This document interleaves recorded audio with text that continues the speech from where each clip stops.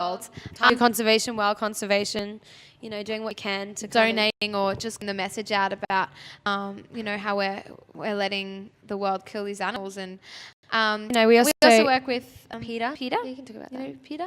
Yeah, we work a little bit with Peter, and they're great. We're getting the message out about animal rights and what people are doing. Like my jacket that I have on, I have a fake fur jacket, and I painted it on the back. Oh. You might need to blur that out. Sorry about that. We have to blur that out.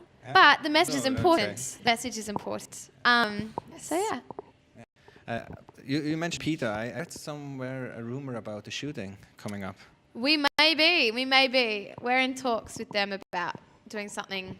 We're basically like just very interested in helping out in any way we can to get attention to the cause, and bring attention to whatever we can do to do that. When Hugh Hefner asks the same, you will deny. Hugh Hefner, no, not unless he's going to donate a couple million. I'm sorry, I'm going to just. Not unless he's I'm not a blonde, so he's not going to be interested in me. Well, he might, and if he donates a couple million to, I don't know, the real bunnies instead of the fake ones, then we might join. They might need it. Now they are all get kicked out of the house. Oh, right. Okay. I'm not up to date on it, but that's funny. You're big in Australia, New Zealand, and the US. You live, I think, in LA, right? Yeah, we've kind of been based in America for the past 3 years. Mm-hmm. So, it's how can you move around there? Is it do people recognize you and trying to get autographs and pictures and stuff, or do you have a little freedom to do stuff?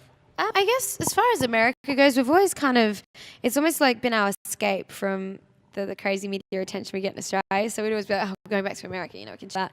But I guess with the success of the new record and the single's just gone platinum over there, so we are finding it a little more difficult to get around without being noticed. But at the same time, it's very flattering, and you just got to take it as it comes, So if that's the trade-off, that's all right. We'll sign a few more autographs, take a few more photos for our music to get out there. So, what are your feelings? Formats like American Idol and stuff, they bring up people for 50 minutes and then they disappear again, but they get all the media and label attention and stuff. What do you feel about stuff like that? Well, there's a saying, and it was always, if the longer it takes on the way up is what was it? What's that saying? If it takes longer on the way up, it'll take longer on the way down. I think the faster you climb that ladder, you're going to come down pretty fast.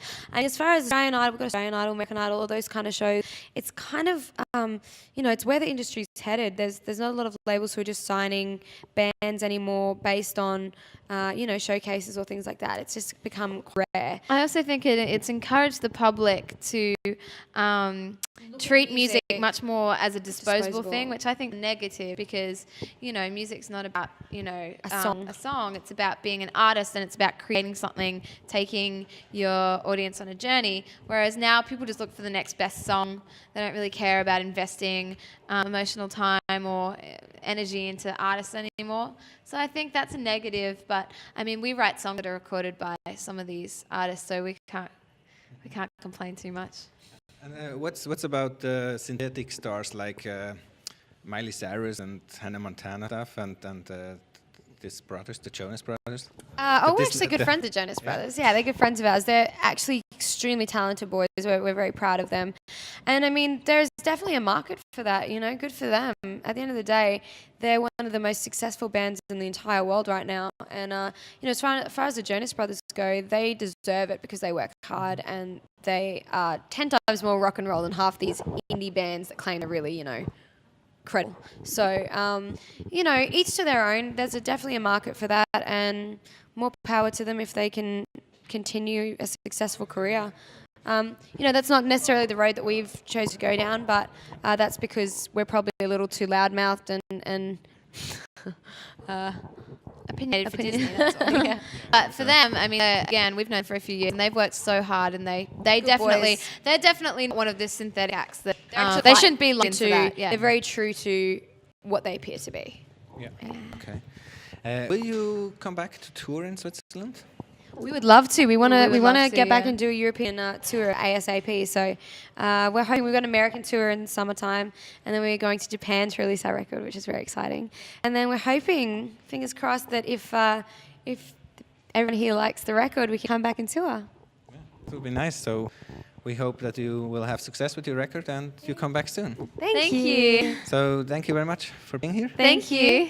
And we'll see you soon. Yes. Thank you very much. Das war mit den Veronikas. Ihr neues Album Hook Me Up ist im Mai in den Läden. Ihr seht es auf unserer Website.